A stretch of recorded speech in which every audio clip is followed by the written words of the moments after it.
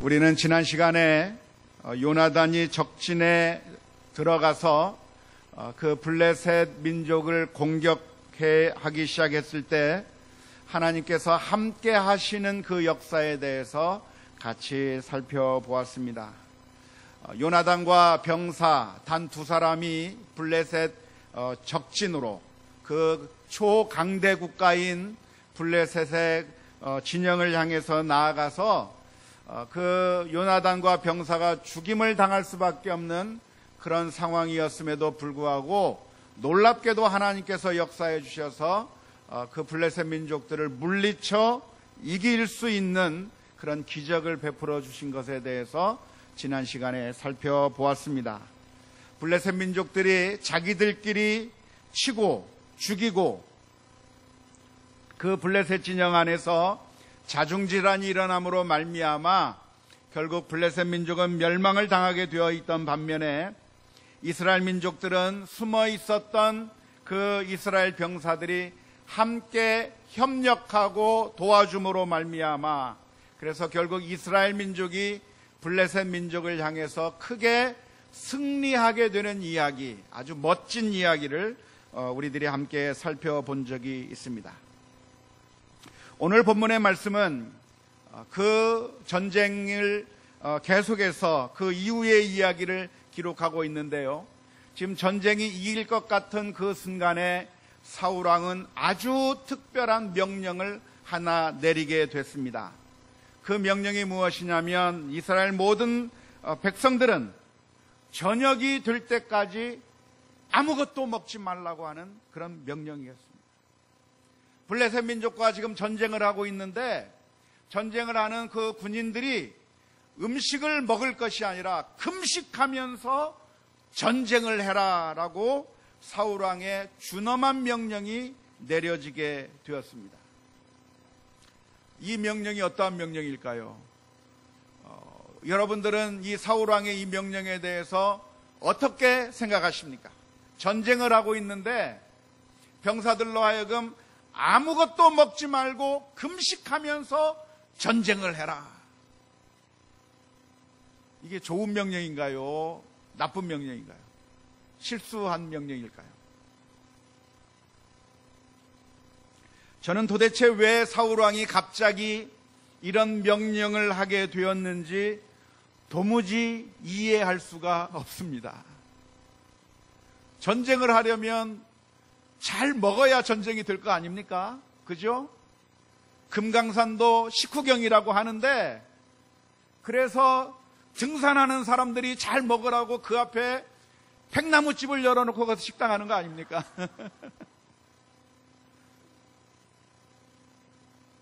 등산을 해도 먹고서 등산하라고 식당이 거기에 있는 것이고 전쟁을 하기 위해서도 먹어야 전쟁이 되는 것이 당연한 것인데 놀랍게도 사울왕은 이상한 명령을 내린 겁니다.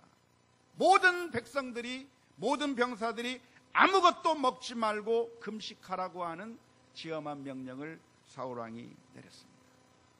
아마도 이렇게 이 금식의 명령을 내린 이유를 우리가 추측하고 이해하려고 한다고 하면 아마도 그것은 금식이라고 하는 것을 통해서 하나님의 은혜를 입고자 하는 마음에서 사울왕은 이 금식이라고 하는 그 카드를 들고 나왔을 거라고 생각을 합니다. 물론 성경에서는 그 어느 곳에서도 전쟁하는 이 병사들이 금식을 해야 된다고 하는 그런 규정의 말씀은 성경 그 어느 곳에도 찾아볼 수가 없습니다. 전쟁을 하는 군인들에게 요구되었던 것들이 하나 있었는데요. 요구된 게 하나 있었는데요. 그것이 무엇인지 혹시 기억하십니까? 전쟁에 나가는 군인들에게 요구되었던 것이 무엇이냐면 출애굽기 19장 15절이나 사무엘상 21장 5절 말씀에 보면 병사들이 여인을 가까이 하지 말라고 하는 그런 명령은 성경에 있습니다. 전쟁하러 나갈 때 그 전쟁에 참여하는 그 병사들이 여인을 가까이 하지 말라라고 하는 그런 성적인 문제에 대한 금지의 명령이 성경에 있는 것은 두 군데 등장하지만, 군인들이 전쟁을 하기 위해서 금식을 해야 된다고 하는 그런 규정은 성경에 하나도 찾아볼 수가 없는데, 놀랍게도 이 사울왕은 금식하라고 하는 이상한 명령을 내리게 된 것입니다.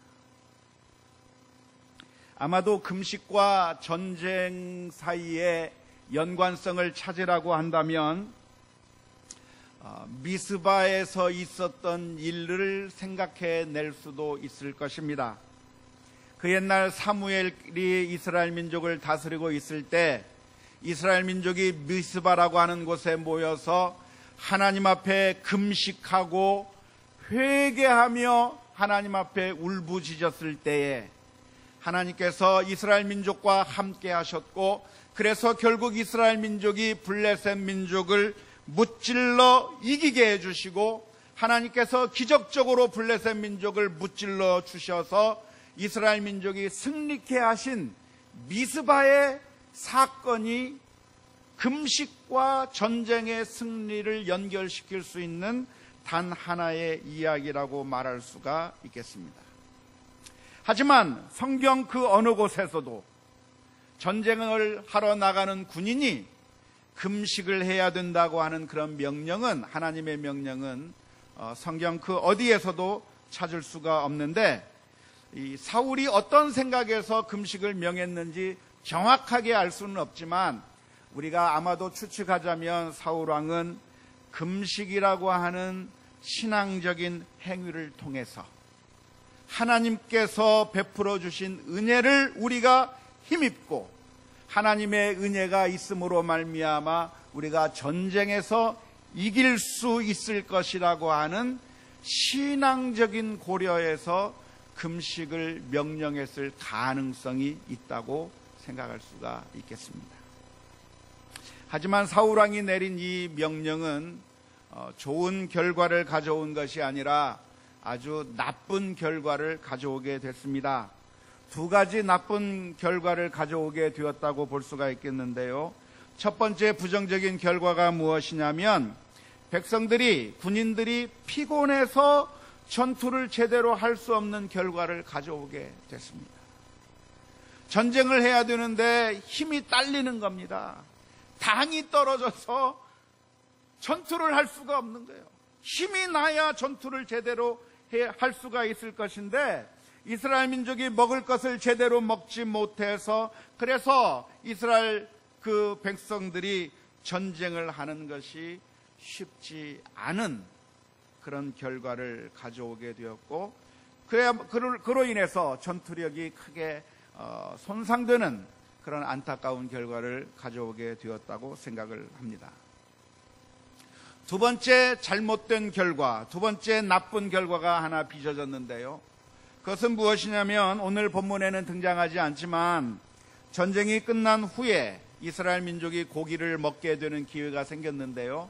그 고기를 먹을 때 이스라엘 민족들이 너무나도 배고픈 나머지 고기를 먹을 때 율법에서 금하고 있는 피와 함께 먹지 말라고 율법에서 금하고 있는데, 이스라엘 민족이 너무나도 배고파서 고기를 먹으면서 그 핏째 고기를 먹게 되는 결과를 가져오게 되었습니다.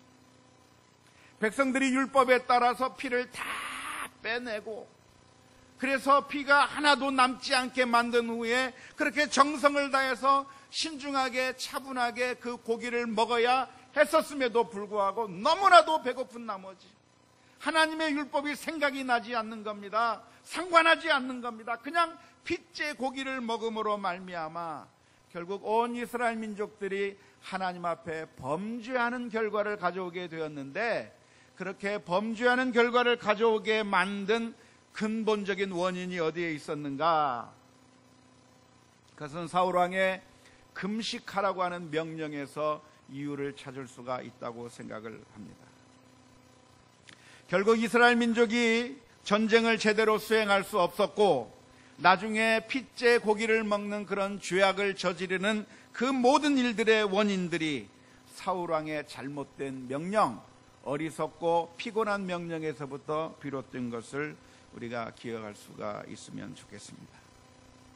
금식이라고 하는 것은 무엇입니까? 성경에 보면 하나님 앞에 나아갈 때 금식하며 신실하게 나아간 성도들이 많이 있습니다.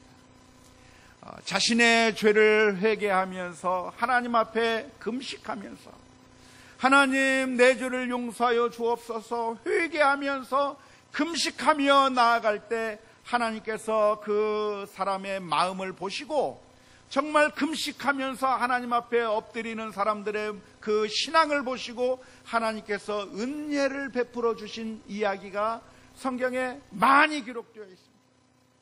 특별히 니느웨 백성들의 모습을 본다고 하면 니느웨 백성들은 하나님께서 40일 안에 이 민족을 멸절시키겠다고 하는 하나님의 그 말씀을 들었을 때 왕으로부터 모든 백성에 이르기까지 심지어 짐승에 이르기까지 온 백성이 하나님 앞에 금식하면서 하나님 우리가 잘못했습니다. 하나님 용서하여 주옵소서 하면서 금식하면서 회개하게 될 때에 하나님께서 그 니느웨를 멸망시키기로 했던 그 계획을 바꾸시고 그 니느웨 백성들에게 한없는 하나님의 은혜를 베풀어 주셨던 그 놀라운 사건을 우리가 기억할 수 있을 줄로 믿습니다.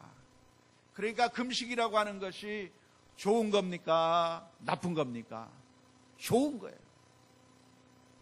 하나님 앞에 설 때 금식하는 것처럼 정말 자신을 진지하게 내세우는 것이 없는 것이 바로 금식이라고 말할 수가 있습니다.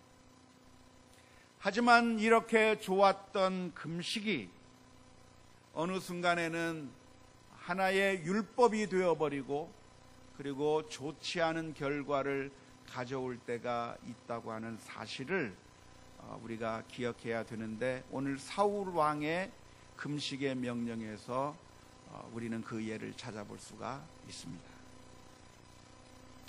우리가 신앙생활을 하다 보면 우리가 교회에서 같이 신앙생활을 하다 보면 마치 암행어사의 마패처럼 무사 통과되는 그런 것들이 있습니다.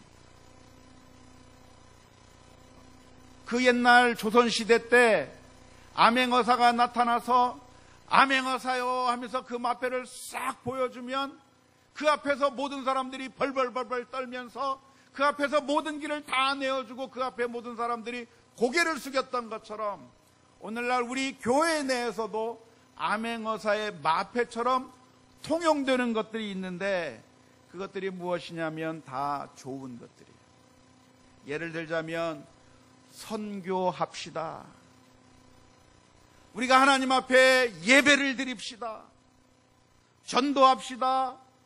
금식합시다. 기도합시다. 헌신합시다. 봉사합시다. 구제합시다. 이런 이야기들이 다 좋은 겁니까? 나쁜 겁니까? 다 좋은 거예요. 선교가 옳습니다. 저 불신의 땅에 아직도 복음이 들어가지 않은 한 그 땅에 선교를 위해서 우리가 함께 힘을 모아야 되고 함께 모든 것을 해야 한다고 하면 거기에 대해서 반대할 수가 있겠습니까? 못해요. 예배도 마찬가지예요. 예배합시다 그러면 예배가 좋은 겁니까? 나쁜 겁니까? 좋아요. 그러니까 예배합시다 그러는데 예배하지 맙시다 그러면 그 사람은 어떻게 되는 거죠? 믿음 없는 사람이요, 마귀요, 별로 안 좋은 사람으로 찍히게 될 수 있는 가능성이 많이 있습니다. 기도합시다, 구제합시다, 헌신합시다, 봉사합시다, 전도합시다. 다 맞는 이야기들이 맞다고 말할 수가 있겠습니다. 하지만 이 모든 것들이 항상 언제나 옳은 것이 아닐 수도 있다고 하는 사실을 오늘 이 저녁 시간에 저와 여러분들이 함께 생각해 보는 시간 될 수 있기를 주님의 이름으로 축원합니다. 기도하기만 하면 다 좋은 것인가? 기도는 좋은 것인데 기도를 많이 하기만 하면 다 좋은 것인가? 많은 사람들이 그렇다고 이야기를 합니다. 하지만 예수님께서는 이렇게 말씀해 주셨습니다. 마태복음 6장 7절 8절 말씀에 또 기도할 때에 이방인과 같이 중언부언하지 말라. 그들은 말을 많이 하여야, 기도를 많이 하여야 들으실 줄 생각하느니라. 그러므로 그들을 본받지 말라. 구하기 전에 너희에게 있어야 할 것을 하나님 너희 아버지께서 아시느니라. 이방인들은 말하길 기도를 많이 해야 된다고 이야기를 하는데, 많이 해서 좋은 것이 아니라고 우리 주님께서 놀랍게도 말씀해 주고 계십니다. 뿐만 아니라 전도서에서는 이런 말씀을 하고 있습니다. 전도서 3장 1절서부터 8절 말씀에 범사에 기한이 있고 천하 만사가 다 때가 있나니 날 때가 있고 죽을 때가 있으며 심을 때가 있고 심은 것을 뽑을 때가 있으며 죽일 때가 있고 치료할 때가 있으며 헐 때가 있고 세울 때가 있으며 울 때가 있고 웃을 때가 있으며 슬퍼할 때가 있고 춤출 때가 있으며 돌을 던져버릴 때가 있고 돌을 거둘 때가 있으며 안을 때가 있고 앉는 일을 멀리할 때가 있으며 찾을 때가 있고 잃을 때가 있으며 지킬 때가 있고 버릴 때가 있으며 찢을 때가 있고 꿰맬 때가 있으며 잠잠할 때가 있고 말할 때가 있으며 사랑할 때가 있고 미워할 때가 있으며 전쟁할 때가 있고 평화할 때가 있느니라. 미워할 때도 있대요. 금식이라고 하는 것은 좋은 것이고 반드시 필요한 것입니다. 아니, 반드시 해야 할 당연한 것이지만 그럼에도 불구하고 때가 있는 것입니다. 금식하자 그러면 다 맞는 것이 아니란 말이에요. 예배하자 하면 다 맞는 것이 아니라 아닐 때도 있는 거예요. 기도하자 하면 다 맞는 것이 아니고 아닐 때도 있을 수 있다는 이야기입니다. 예수님께서 이렇게 말씀하셨습니다. 누가복음 5장 34절과 35절의 말씀에 예수께서 그들에게 이르시되 혼인집 손님들이 신랑과 함께 있을 때 너희가 그 손님으로 금식하게 할 수 있느냐?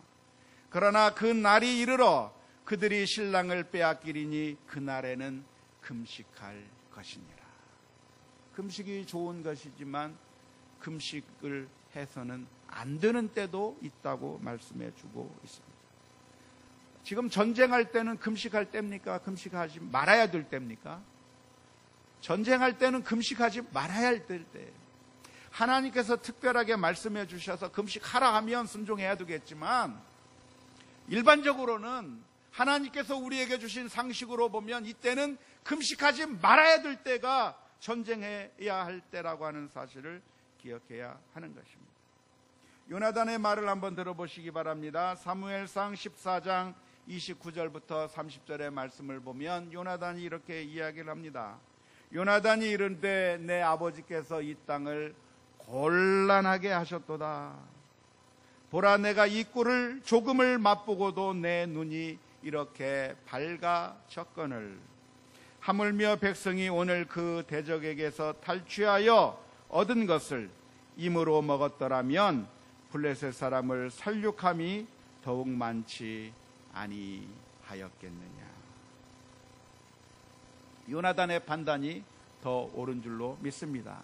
지금 전쟁을 할 때는 금식하는 것이 아니라 먹었더라고 한다면 더 적군을 물리쳐서 이길 수 있는 그런 결과를 가져올 수가 있습니다. 요나단이 지금 믿음이 없는 이야기를 하는 겁니까? 금식합시다 그러는데 지금은 금식할 때가 아니고 먹을 때라고 말하는 이 요나단이 탐욕스러운 겁니까? 믿음이 없는 겁니까? 사울왕은 금식하자 하니까 이 사람은 정말 믿음의 사람이요 하나님 앞에서 엎드리는 사람이요, 정말 이 사람은 신앙이 있는 사람이라고 이야기할 수가 있겠습니까? 오늘날 우리는 무조건 기도를 이야기하고 선교를 이야기하고 예배를 이야기하고 좋은 것들을 이야기하면 다 옳은 줄 알아요. 다 괜찮은 줄 알아요. 하지만 때가 있는 것이고 상황에 따라서 예배해야 될 때인지, 지금은 일을 해야 될 때인지, 지금은 기도해야 될 때인지, 지금은 이 땀을 흘리며 수고해야 될 때인지, 지금은 일을 해야 될 때인지 쉬어야 될 때인지 때를 분간하면서 적절하게 균형이 잡힌 신앙생활을 하는 것이 옳을 줄로 믿습니다. 안타깝게도 우리 교회 내에서는 사울 왕과 같은 생각을 가지고 있는 사람들이 많이 있고, 우리 교회 내에서 사울 왕과 같은 사람과 요나단과 같은 사람이 있다고 한다면 누가 승리를 할까요? 누가 승리를 할까요? 사울 왕이 승리하게 돼 있어요. 금식하자는데 누가 반대해요? 예배를 드리자고 하는데 누가 반대를 해요? 교회 내에서 무사 통과되는 암행어사, 마패와 같은 그런 모든 것들을 가지고 우리가 같이 기도합시다, 예배합시다, 찬양합시다, 좋은 말을 하면 그 말 앞에서 아무도 반대할 수가 없고 무사 통과가 될 수밖에 없는 그 상황 가운데 있는 것입니다.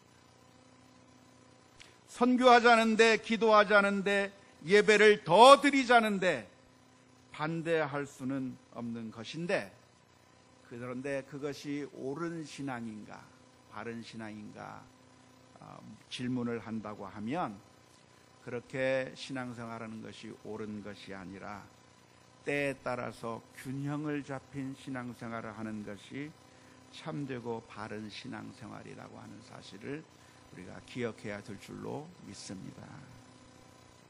기도를 해야 하지만 기도만 하고 앉아 있어서 일을 하지 않는다고 하면 그것은 옳은 일이 아닐 줄로 믿습니다. 성경에는 어떻게 기록되어 있죠? 일하기 싫거든 먹지도 말라. 우리가 일을 해야 돼요. 그런데 종종 어떤 사람들을 만나냐면 이런 사람을 만납니다. 나는 모든 것을 하나님께 다 맡겼습니다. 내가 내 힘으로 무엇인가를 할 것이 아니라, 내 힘을 의지하는 것이 아니라 이제 저는 모든 것을 다 하나님 앞에 다 맡겨버리기를 원합니다. 그래서 하나님께서 공급해 주시는 은혜를 받고 살고 싶습니다. 그래서 지금부터 하나님께서 나를 먹여 살리시라고 지금부터 기도에 돌입하겠습니다.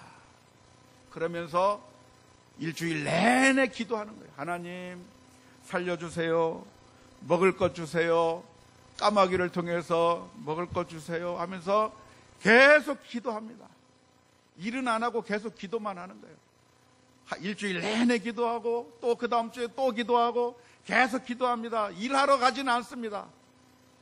그런데 놀랍게도 누가 지나가는 사람이, 또 어떤 사람이, 아는 사람이 아이고 저 사람이 직장을 잃었다고 하는데 어떡하나 생각해서 돈이라도 좀 갖다 주고 좀 생활비라도 하라고 갖다 주면 기도에 응답받았다고 내가 하나님만 철저하게 의지하고 기도했더니 하나님께서 우리 친구를 통해서 나한테 500만 원을 줬어요, 100만 원을 줬어요, 10만 원을 줬어요 하면서 간증하면서 내가 기도했더니 하나님께서 다 먹여주셨습니다. 하나님께서 나에게 까마귀를 주셨습니다. 나는 일하지 않았지만 하나님께서 기도했더니 다 먹여 살렸습니다 하면서 간증하면 수많은 사람들이 은혜를 받는데,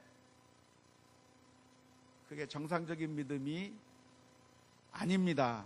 믿습니까? 성경에는 우리가 기도해야 하기도 하지만 우리가 먹고 입고 쓸 것을 위해서 열심히 일을 하도록 성경은 가르치고 있습니다.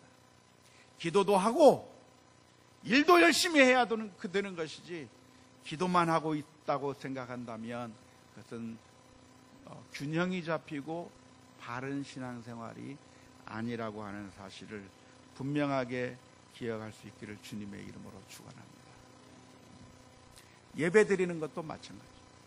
하나님 앞에 예배 드리는 게 잘못된 겁니까? 잘된 거죠. 예배를 드리는 것이 좋습니다. 예배를 드리는 게 좋은데 예배를 드리는 것이 좋으니까 하루 종일 예배 드리고 새벽 5시에 새벽 예배 드리고 7시에 또 예배 드리고 8시에 예배 드리고 9시에 예배 드리고 하루 종일 예배 드리고 그 다음 날에도 계속 예배 드리고 그 다음 날에도 계속 예배 드리고 일주일 내내 24시간 내내 예배 드리는 교회에 있다고 한다면 그 교회 정말 좋겠죠? 좋습니까? 안 좋습니까?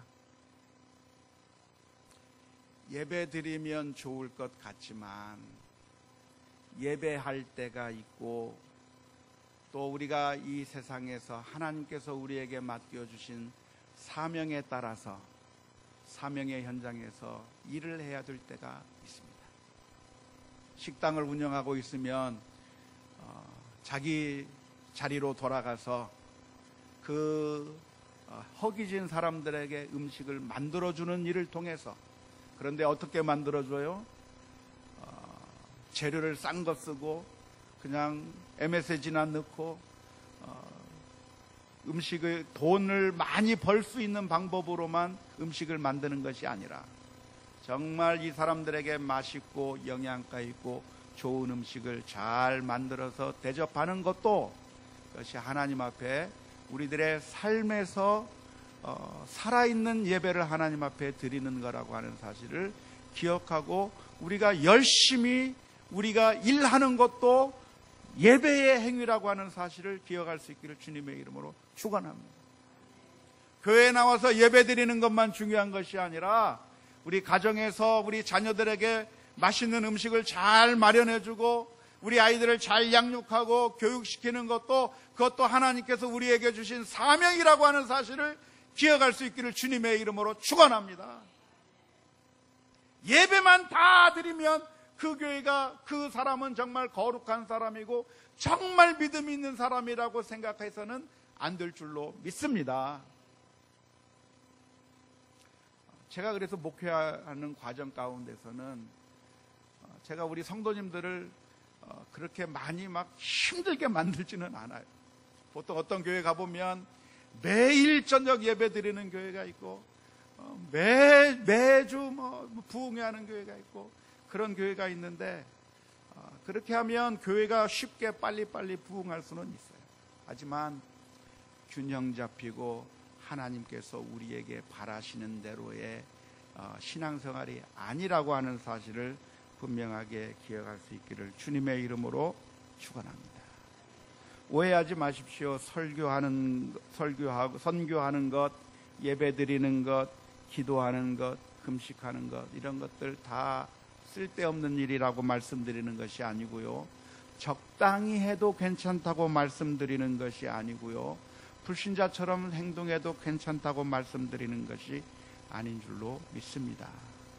그런데 어느 순간에 이 신앙이라고 하는 것이 자신의 의로움을 나타내는 수단으로 바뀌어 버릴 때가 있어요. 금식이 하나의 자신의 의를 나타내는 수단이 되고 예배드리는 것이 자신의 의를 나타내는 수단이 되고 선교하는 것이 자신의 의를 드러내는 수단이 되고 이게 바로 어떤 모습입니까? 바로 바리새인들이 가졌던 신앙 행태와 아주 똑같은 거예요. 바리새인들은 자신들이 신앙생활하는 것이 최고인 줄 생각했습니다. 자신들이 가지고 있는 하나의 법칙을 가지고 그대로 실천하게 되면 그것이 제대로 된 신앙이라고 생각을 했어요.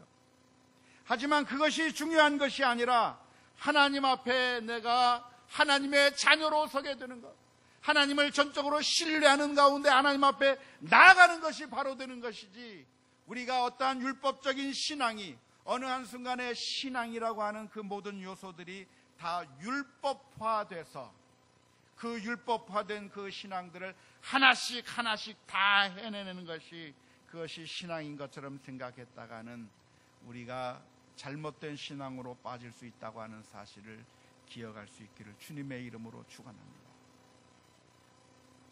사울의 피곤한 명령은 이스라엘 민족의 신앙에 아주 부정적인 영향을 끼쳤습니다.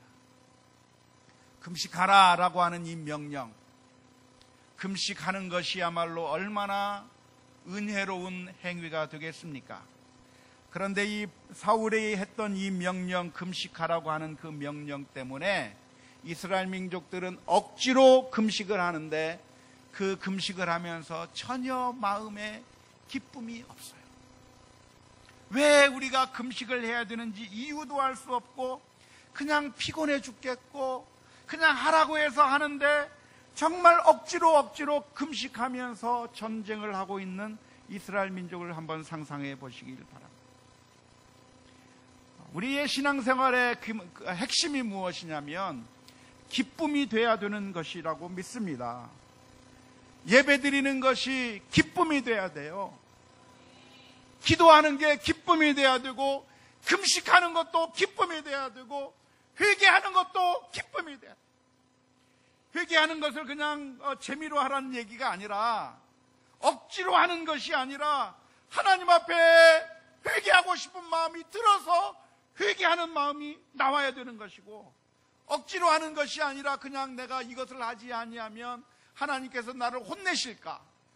내가 이것을 하지 아니하면 하나님께서 나를 어떻게 망하게 만들지 않을까 하면서 그렇게 억지로 두려움 가운데서 그렇게 억지로 해나가는 것이 그것이 참된 신앙이 아니라 나의 의로움을 나타내기 위해서 나는 이 순간에 기도도 할 수 있는 사람이고 나는 이 순간에 내가 예배도 드릴 수 있고 11조도 할 수 있고 헌금도 할 수 있고 나의 의로움을 드러내기 위해서 신앙생활을 하는 것이 아니라 정말 하나님을 사랑하기 때문에 우리들의 마음 깊은 곳에서부터 기쁨으로 나오는 예배, 기쁨으로 나오는 기도, 기쁨으로 나오는 헌신, 기쁨으로 나오는 감사가 되어야 될 줄로 믿습니다. 부모에게 요즘 부모의 법이 만들어지고 있는 것 같아요. 왜냐하면 요즘 부모들이 우리 자녀들을 제대로 잘 양육하지 않고 그냥 방치해버리는 그런 철부지 부모들이 종종 생기기 때문에 법으로 그런 부모를 처벌을 해야 된다고 하는 그런 생각들이 종종 생기는 것 같습니다. 뉴스를 들어보면 30대 철 모르는 부모가 게임을 하느라고 자기 아기에게 젖을 물리지 않아서 그 아이가 굶어서 죽게 됐다라고 하는 그런 뉴스 혹시 들어보셨습니까? 예, 그런 뉴스 들어봐요.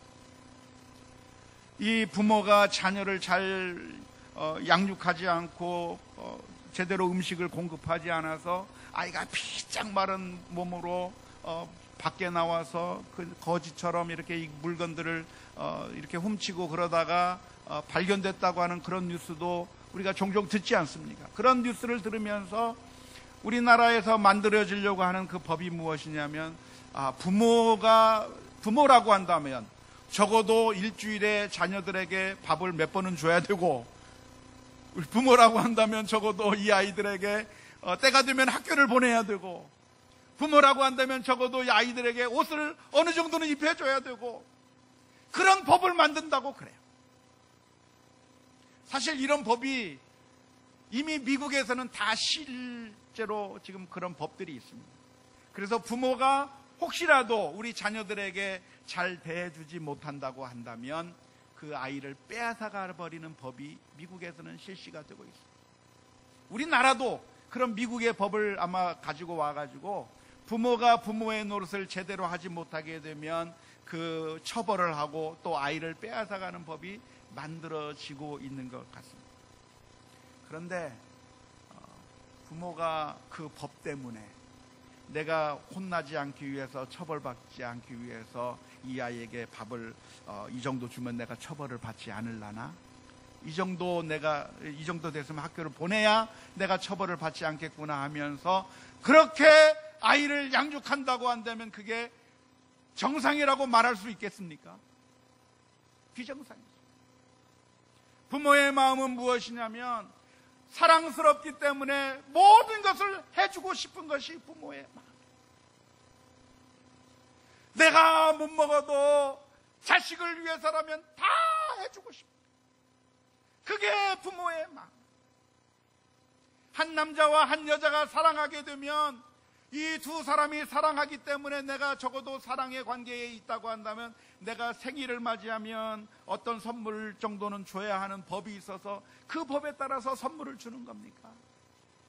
그게 아니라 사랑하기 때문에 늘 그 사람만 생각이 되고, 그래서 이 사람을 위해서면 내가 무엇을 더 해줄까? 무엇을 더 사랑해줄까? 그렇게 해서 사랑하는 것이 그의 참된 사랑인 것과 마찬가지로 신앙생활은 무엇이 신앙생활입니까? 신앙생활은 우리가 하나님을 사랑하기 때문에 우리가 자연스럽게 기쁨으로 예배할 수 있고, 하나님 앞에 서면서 내 자신의 부족함을 보기 때문에 하나님 앞에서 금식하게 되고, 하나님이 내가 신뢰할 만한 하나님이기 때문에 그 앞에 엎드려 기도하게 되고, 하나님께서 기뻐하실 일이기 때문에 내가 선교도 동참하게 되고 하는 것이지, 이것이 하나의 율법이 돼서 예배해라 예배해라 기도해라 기도해라 해서 하는 그런 신앙생활이 된다고 하면 그것은 처음부터 단추를 잘못된 것이 낀 것이 된 줄로 믿습니다.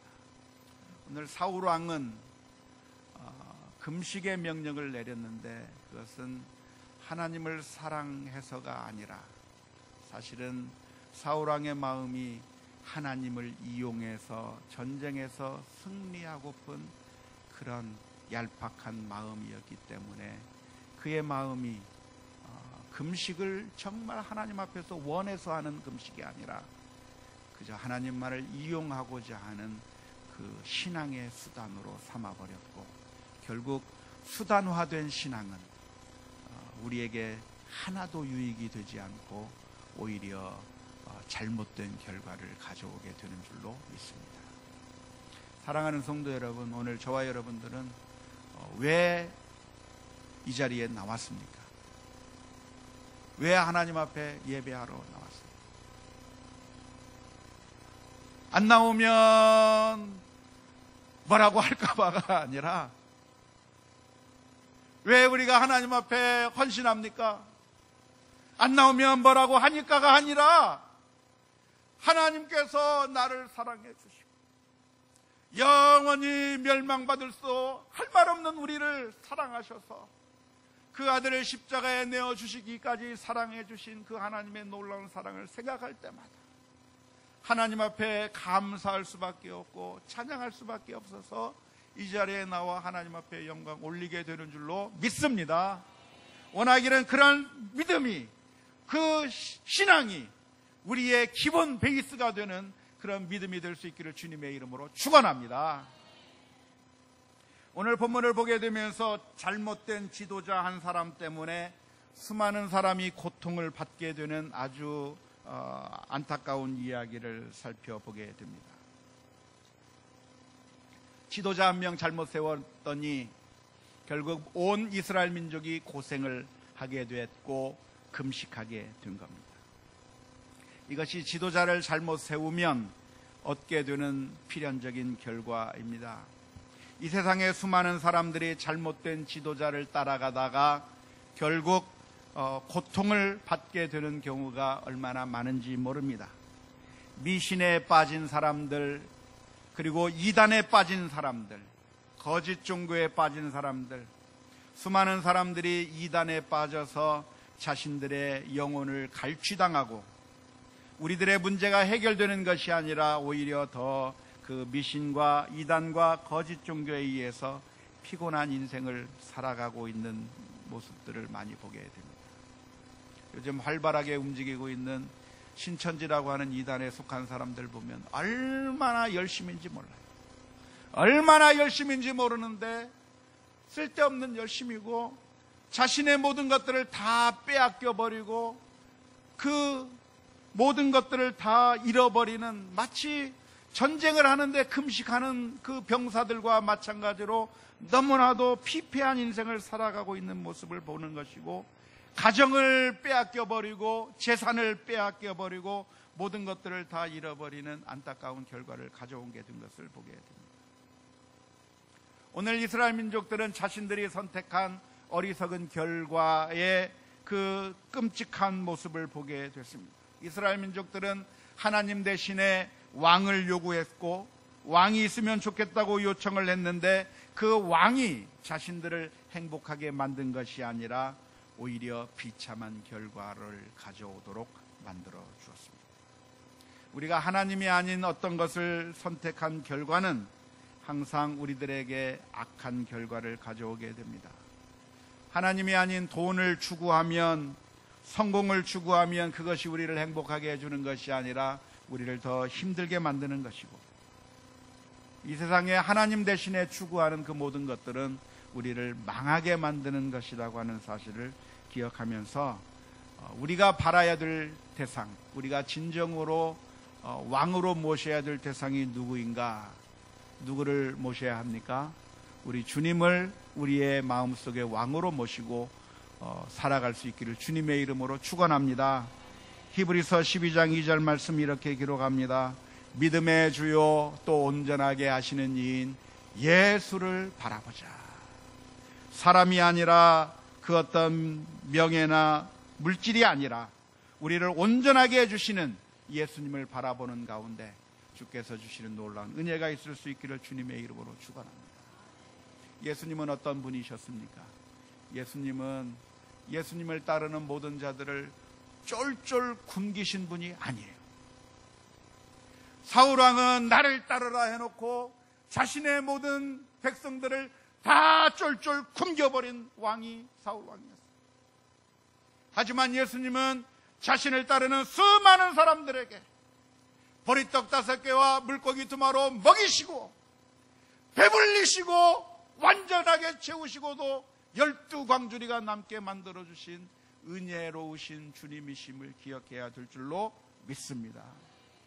주님을 따라가는 자는 굶는 것이 아니라 배부를 것이요, 우리를 배부르게 해주시는데 자신의 몸을 우리 위해서 생명의 양식으로 주셔서 우리가 영적으로도 충만히 체험을 받게 된다고 하는 사실을 기억하면서 우리가 바라보아야 될 대상은 어떤 한 사람이 아니라 오직 예수 그리스도만을 바라보며 믿음으로 승리하는 우리 모두가 다 될 수 있기를 주님의 이름으로 축원합니다. 우리 함께 같이 찬양하겠습니다.